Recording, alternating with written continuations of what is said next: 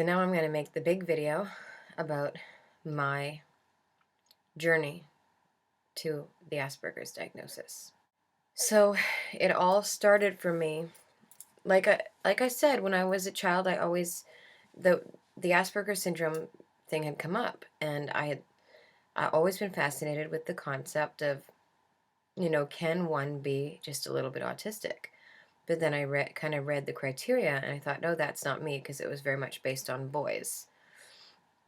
So there was that, and then that kind of idea sort of floated out of my mind as I got older, and didn't come back until um, I had my son, and I started to notice things in him. Even though he, made decent speech, he had a bit of a speech delay, but the way he spoke was, I want some juice, da da da da. It was sort of an interesting tone, repetitive. A lot of his behaviors, the more as he got older, and then he started to have the meltdowns and stuff, I knew that I needed to have my child referred, and I fought very hard for that. I fought for him to have an assessment at the Children's Hospital. Um, so when all of this was coming about, the more and more I started to notice and think, as I started to deal with my own issues in my life, and I wasn't really self-medicating as much and whatnot, or, in one way or another. I'm not talking about just like booze. I'm talking about like anything, like burying my feelings or doing something else or putting on a performance, um, or doormatting myself into what others expected of me. I started to think about Asperger's again. And I started to wonder if I myself, like my son, noticing things that bothered him, bothered me, sensory-wise and stuff, could I be a little bit autistic? And originally it started with when I was reading the traits of Asperger's one night on the computer, because I was trying to help my husband, because my husband is a lot more classic and male and has a hard time with expression. And I was like, you have Asperger's. It comes from you. This is your thing. This is your problem. He read a lot of the traits on Asperger's, and I guess because I had my own view of myself at the time, which was a little bit based on others' identities and what I was expecting of myself, he was able to pick out. He read it and go, no, no, no, no, no. This is you. You do these things. You go on and on about one topic. You are upset by changes. The works, right? And I said, you're kidding me. Don't. And then I read it again, and I was like, oh my God. Yeah, And then I Googled females with Asperger's, and I came across Rudy Simone's chart. Rudy Simone wrote the book Aspergirls. This book blew my mind. This book saved my life. Amazing book. Once I read that book, I knew, and there was no stopping me. But anyway, I came across her chart, and I read it, and I just started to get goosebumps. I just was like, somebody's been following me. I mean, this is me. This is absolutely me. Every single word on this page practically is me. And then I came across Dr. Tony Atwood's article, which I was in tears. I mean, the things he said in there, the psychoanalysis of the female with Asperger's, amazing. Blew my mind. So the more I started to learn about it, the more I could see things that I was doing, or things that I was being affected by, were probably because of Asperger's. So then I started to think about, okay, that's great. And then I started thinking about, how do I get a diagnosis? Especially after I read this book, I was like, no. I don't just, how do I get a diagnosis? It's not just how, it's, I need a diagnosis. I need to put some closure on all these wounds. I need to be liberated. I want to be me. I don't want to keep performing. I want the license to be me. And I mean, I know I already had it, but anyway, so it started with a psych referral to a psych in the same building as my doctor. That was psych number 1. As I mentioned before, I went through 4 public psychiatrists. And each time I was disheartened, but my heart just kept saying yes, So the first one she was like looking at all my other diagnoses. Like, this is very personal, but I had a bipolar diagnosis because when I would melt down or react to things, people think it was like a mood thing. It was actually a sensory related situational changes, stressors, that type of thing. And so, and the ways that I was coping was backfiring on me. So she was like, well, okay, like maybe have some rapid cycling mood issues, some post traumatic stress, whatever. She kind of diagnosed me with all these things, but I was like, well, I tried to mention some of the ways I was as a child that I was remembering and going back to. And she looks at me and she goes, do you have a hard time reading faces? Very abrupt, very to the point woman. And at that time, I didn't think I did. I honestly didn't. I was so honed at reading other people's cues because I couldn't read the actual face and reading energies that I really didn't know that I couldn't read faces. And I just looked at her and I went, I don't think so. And but that wasn't true because later on, when I shut off those mechanisms that I was using, it was like the freaking Twilight Zone. It was like, it was like I couldn't read people. It was scary. So, no, at that time I thought, no, I can read faces. Like I can read a facial expression when someone's like, I'm happy or I'm mad. Like, yes, if that's why people's subtle emotions scare me, because when people are more clear with their emotions, like Latin people or French Canadians, they're very clear. They talk with their hands. My mom is French Canadian, always talked with her hands, and it was comforting to me because I could read that. But subtle expressions or general facial expressions, no. So at that time I thought no, and she said, well, okay, if you still want to pursue it, you're going to have to talk to your GP. You're going to have to go to this so-and-so doctor in Vancouver, I live in Victoria, who specializes in adult ASD. So I did further research. I went back to my doctor. I told him, hey, this is what I think is going on with me. You know my mental health history. You know I'm suspicious of it. You know it doesn't sit right with me. You know I don't feel I'm those things. And he was like, yeah, okay, well, that might be, and he agreed to refer me off. And that was a referral that was made where I had to travel to another city. And so I thought maybe that was going to take a long time, but I got the appointment fairly quickly. Probably more quickly than I was prepared for, because I was still learning about this. So, I got together my information. I had all my female Asperger's information together. I filled out the questionnaires.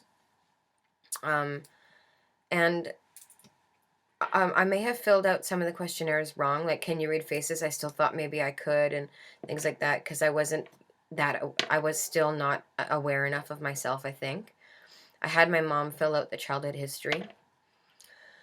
There was a lot of interviews done, and part of it was my lack of awareness, but the other part was that this psychiatrist was fairly close-minded and very male biased. Very, very male biased. So he looks at me, a woman, with the way I look, with my looks, with my emotions. Women with Asperger's experience overwhelming emotions at times, right? Instead of being non-emotional, we may be animated in our emotions or over-feeling and stuff, which they don't get. So he goes through all of it. And I said, I offered childhood footage. He said he didn't have time. But in fact, he didn't really go through, or he went through the stuff I filled out for him, but he did not go through the females with Asperger's traits. He didn't go through the Tony Atwood article. He was too close-minded. He didn't want to admit what he didn't know. And I know he didn't go through it because he handed it back to me right away. And it was at the top, so I could tell that he hadn't really had a thorough look at it. Or he looked at it with a very closed mind, or half looked at it, or whatever. So he comes out with his conclusion. I don't think you are Asperger's. I think you have post-traumatic stress disorder, maybe a little bit of a mood disorder, maybe some obsessive compulsive. And then he comes out with the big insulting one that I'd gotten before, the same old, which really pisses me off. Oh, yeah, I think you're borderline personality. Now that is something that I don't want. It's very personal. Okay, you should not diagnose somebody with borderline unless they are like a raging borderline. Okay, I'm not going to go on about borderline right now. I'll just say that people that are really borderline can be very like attacking to people and abusive, and it may come from pain or inner stuff or interpersonal troubles, and there may be some Asperger's associated with that, as well as trauma and abuse. But the point is, is that you just don't throw that one out of a lack of not being able to make anything of the person. I can't make out what's wrong with you, so here, have this. So, and he sort of assumed, because I had the trauma background and stuff, the accurate trauma background, that this is what was going on. This really, really upset me, because I knew in my heart that it wasn't so.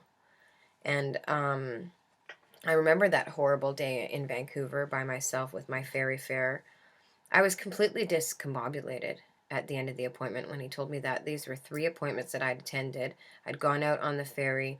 I'd, trekked out there. This meant a lot to me in my heart. I really thought I was going to walk away with the diagnosis, and I didn't. And so at that point, I was in a rage, in a fit. I was pretty much going to have a meltdown, because Aspies do have meltdowns, and that's another video. And that's when it's like something just feels wrong, or something's unfair, or there's sensory overload, or whatever, or there's a quick change and it's too stressful, and so there's a meltdown, there's an emotional, like, can't deal with it kind of thing. I just knew it wasn't true. I remember phoning my husband in tears. He could barely understand me. I was, kind of almost screaming on the phone. I'm not borderline. I know I'm not. This is not fair. I don't know what to do. Who am I? All this kind of thing. Um, it was painful. I didn't know where I was. I was disillusioned. I could barely take a bus home. I was shaken, crying the whole time. And I got home to days of crying, days of feeling down, before I got back up and got back up and said, I'm going to face this. I'm not going to stop, and I'm not going to take no for an answer.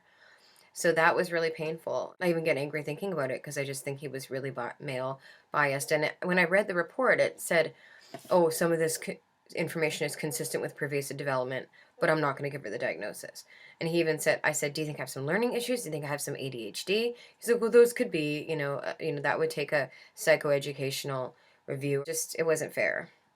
So he was saying, okay, maybe you have some learning issues, but it's not Asperger's, because you don't fit this profile in the way that I expect you to fit it. So that wasn't fair, because he said I made decent eye contact and had good reciprocity, but at the same time, he said I went on tangents, and I went on about one thing, and those are all Asperger's signs, and some of the things he said in there were signs of Asperger's, but he was then countering them with, oh, but she does this, but she does this. These are female coping mechanisms that we counter the Asperger's with. So that was kind of annoying, because, my husband even said, it sounds like he doesn't want to diagnose you. He doesn't feel comfortable because it's out of his, like, comfort zone, so he's not gonna. So that was that. And then I decided to go to my son's psychologist, because she was doing neurofeedback with autistic children. And I figured, okay, she'll be open-minded, but don't go to a clinician who might be an Aspie themselves and not want to admit it, because this person is very, very eccentric. I think definitely an Aspie herself, and but respectable doctor, so not somebody who's willing to admit they have a disability, right? So for her, autism was autistic people and shouldn't have social skills. You have social skills, well, and you can't be autistic. And then she said, you're just a highly sensitive person. And then she gave me a book on highly sensitive people. Well, that's great. I am a highly sensitive person. That's a non-diagnosis. That's not very helpful. So, and she's like, well, you might have some neurological issues. You definitely have PTSD. And then she said, I don't think you're a borderline, which was relieving. She's like, I can't imagine. She's like, I think you were exposed to borderlines growing up, and that you may have taken on some of the traits at some point in your life. But no, I do not think that you're a true blue borderline. And that would, you have too much empathy. You don't have the traits. You don't act out on people. She's right about that. So that was helpful. But then ultimately she would not go further with the Asperger's diagnosis. And when she shut me down, I was really frustrated by that point. I came home, I went into my room, and I pounded my fists on the bed, and I screamed. I was crying. I was very upset. And, I melted down. It was just unfair. I knew at that point, oh, guess what? I tried again. My doctor, he sort of believed me at this point, even after the report. He was suspicious. He was like, okay, well, the top public psychiatrist said you weren't. But then I pointed out all these things in the report. Look, he admits it, but then he says I'm not. And my doctor couldn't help but agree with it. And I said, let me try one more time. And had found a psychiatrist in town who, first of all, I had gotten my husband to him, because my husband really does make that DSM-4, and so this doctor did diagnose my husband. And it was very hard for me when my husband got a diagnosis before me, because I had been fighting longer and harder, and I was happy for him, but at the same time I was very angry and upset and hurt. Jealous, really, that he had gotten that diagnosis so easily. And this psych was specializing in the diagnosis of adult ADD. I thought maybe there's a hope for me with this psych. I provided the information. Again, he was very stuck in the stereotype, unfortunately, with the female thing. He couldn't imagine how I could be so socially charming and talkative and still have Asperger's. I feel he didn't give the information a very good read. He said he wasn't interested and didn't have time to look at the childhood footage that I had taken out, that I had examined, that I thought the evidence is here. And then the worst thing of all happened. He pulled my history, he pulled my file, and he saw all the past comorbid slap-on diagnoses that I'd received for a lack of not knowing what else to make of me, right? As soon as he did that, he wrote in the report, "I'm not comfortable giving this woman an Asperger's diagnosis, given the seriousness of her past diagnoses." So again, another, massive disappointment. I read the report. I was very angered. Again, I cried, and I was at my limit, at that point. I was thinking about, going back into self-medicating, giving up everything. I was really, really desperate for my diagnosis. I knew I needed the help and the services that it would offer. I knew I have a lot of talents and attributes with my music and my poetry. I wasn't getting anywhere because of my organizational difficulties. I was in survival mode. I needed some assistance of, the programs that they now have that for adults with Asperger's that are hard to get into because there's limited seating, but if you have a diagnosis. So I said, okay, I'm going to make an investment. I'm going to find a private neuropsychologist will have the time, because I'm paying them for the time, to properly evaluate this situation, and would give me the psychoeducational learning tests that I needed that would provide the evidence, because I have issues, processing issues and whatnot, fine and gross motor issues. So I went through everything. I located this person, this lady. I found I was able to negotiate payment options with her, which was very, very good of her. I didn't have exactly the credit history needed for that, but she put her trust into me. I told her, I'm at a crisis level. I need a diagnosis. I need some help. This means the world to me. She had compassion for that, and I really appreciate that to this day. So I compiled my childhood footage. She said she would more than take a look at it, and that it would be actually essential for her. I filled out all the information. I gave her all the info on the female Asperger's. I highlighted everything. She said she'd interview my mother. At this point, my mom was well schooled in it. My mom had read Asperger's. She knew the crusade I was on, and she wholeheartedly agreed with me. My mom was like, "No, this is what was going on with you." Absolutely. She's my own mother, and that's good that you have a supportive parent, because some people's parents will be in denial, right? So I went through this, and I went through all the psychoeducational testing, which proved that I have visual spatial issues. I have processing issues. Those things were uncovered in this particular testing. My IQ is pretty decent, but then she put, well, your IQ could be this, but then it's almost unreadable because you have all these other discrepancies. On an internet test, I tested 124, which is actually really good for me, because I have all these other learning processing deficits. But anyway, that was uncovered. She went through the personality stuff. She went through all my history, and she took a very long time. I think it was a couple months in total, and it was like agony to me, because at this point, I was just losing it, man. I needed this diagnosis so bad. But that I was grateful for her cooperation and her ability to accept payments.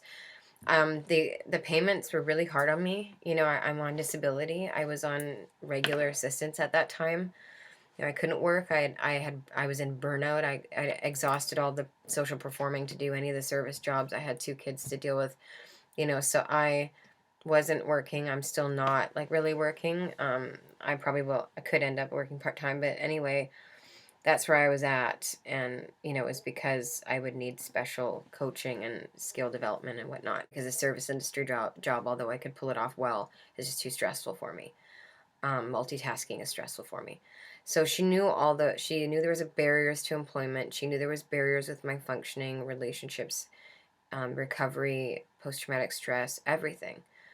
So she went through everything very thoroughly. And what really did it, apparently for her, was the childhood footage. I spoke in a video, and I will speak again about what I was like as a child. I've written about it. Apparently that footage gave it away for her. I had taken excerpts and I'd written times down. There was actually one of me stimming, with one of me with scarves, la la la, singing and stimming around the room. There was another picture of me jumping, because I used to go and throw myself up and down on the trampoline all the time whenever I was overloaded. And there was one where I was opening and closing an umbrella and kind of making funny faces and moving all around. So this video footage gave it away for her. She did tell me it was subtle, but there was things that were definitely there when she was looking for them. So in the end, I won't forget, I was completely disheveled and discombobulated, almost at the point of a breakdown, quite frankly, when I entered her office that day. I sat down. She's like, "You're going to want to sit down for this." I thought, oh my God, it's bad news. Please don't tell me that I'm, like, what the hell am I? If I'm not Asperger's, then what the hell am I at this point? And she sat me down and she looked at me and she said, "I made the diagnosis." Fuck. Start crying. I just said, "Excuse me? You kidding me?" And she said, "That childhood footage, you're autistic." And she said, "You're going to have a lot of emotions today. You're going to have a lot of rage, a lot of resentment, but then a lot of joy. So you better watch yourself. And yeah, I did have a really hard day. I ended up almost in near meltdown state at the end of the day, just because of all the conflicting emotions that I had. But that was just the beginning. I mean, that was like, I won the war. All the fighting that I did was worth it, because I am starting to get services and help and counseling and things that I need to recover, because I have health issues, chronic fatigue syndrome supposedly, and fibromyalgia and chronic pain and osteoarthritis now and things, autoimmune. People with Asperger's are sensitive, but then I went through so much, internally, right? So I'm just starting to recover from some of that, and I learn more every day. That was the end. That was liberation. And I encourage you, like, don't give up. If you need to do your research. And it was actually my son's behavior consultant who, had long before said, "God, I wish I could give you a diagnosis. I know you're an Aspie." And, because these are people that work with people like this every day, so they see the different personalities that are varying. She knew, and she gave me the name. And the name came through a well-known counselor in town who specializes in counseling people with Asperger's syndrome. So I'm very grateful for the referral that she gave me.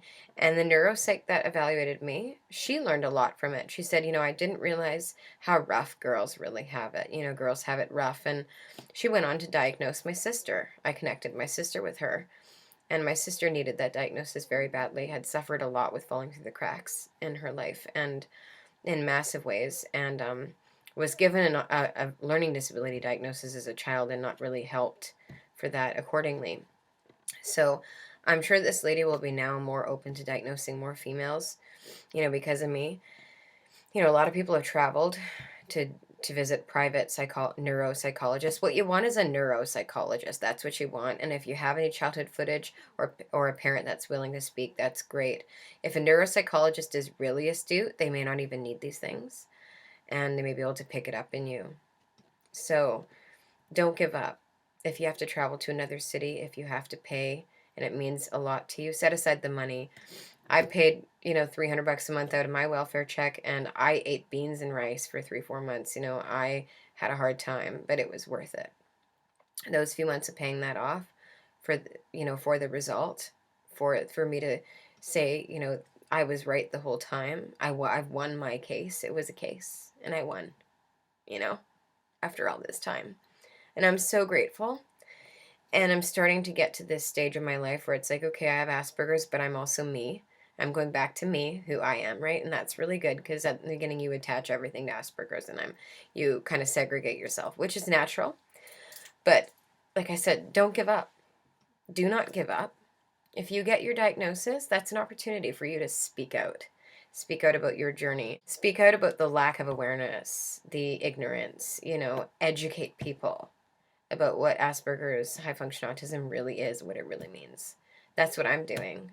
This is A Girl Outside the Box. This is my blog, my video log, my poetry, even my music, although my music is not so much about the autism, but it's more of my artistic expression. But A Girl Outside the Box, that's what I'm doing this for. And I will continue to, because I think it's important. Okay, so thanks for hearing me out. Don't give up. Love and light.